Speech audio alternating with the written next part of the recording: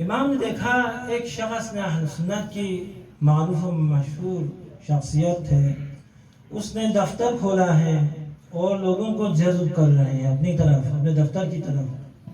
آج کل بھی یہی ہوتا ہے، جن کے پاس تخصص نہیں ہے دفتر و دستر کھول دیا اور لوگوں کو جذب کرنا شروع کر دیا۔ جس کے پاس علم نہیں ہے ہاں وہ لوگوں کو لیڈ کر رہا ہے۔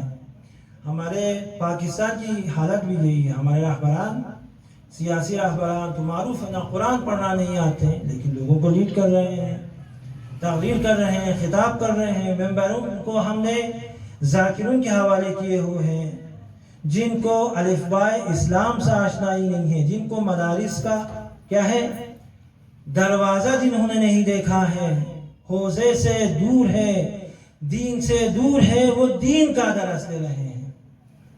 تو امام نے دیکھا دفتر کھولا ہوا ہے اور لوگوں کو جذب کر رہے ہیں۔ تو آپ نے پوچھا آپ کے پاس علم نہیں ہے تو کس چیز سے جذب کر رہے ہیں لوگوں کو؟ تو اسے کچھ نہیں کہا، تو فرمایا ایک چیز کے ذریعے جذب کر سکتے ہو، وہ ہے جہل۔ جہل کے ذریعے سے تم لوگوں کو جذب کر سکتے ہو، لیکن قرآن کی طرف جہل کے ذریعے ہم جذب نہیں کر سکتے۔ قرآن کی طرف جذب کرنے کے لیے، دین کی طرف جذب کرنے کے لیے، لوگوں کو صراط پر لانے کے لیے علم کی ضرورت ہے۔ وہ علم ہم اہل بیت کے پاس ہے۔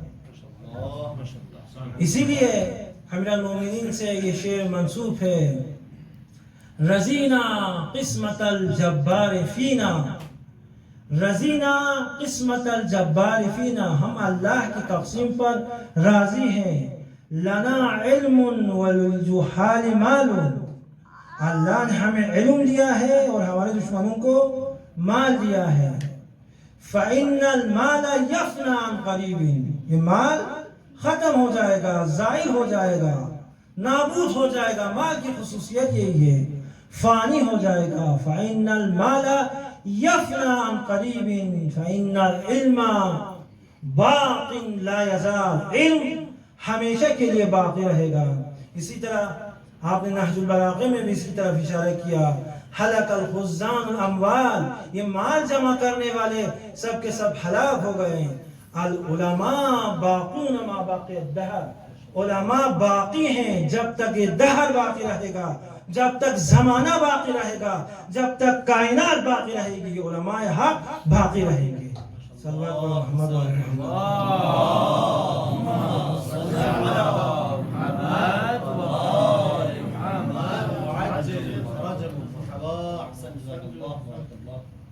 تو ولایت ضروری ہے، امامت ضروری ہے، امام شناسی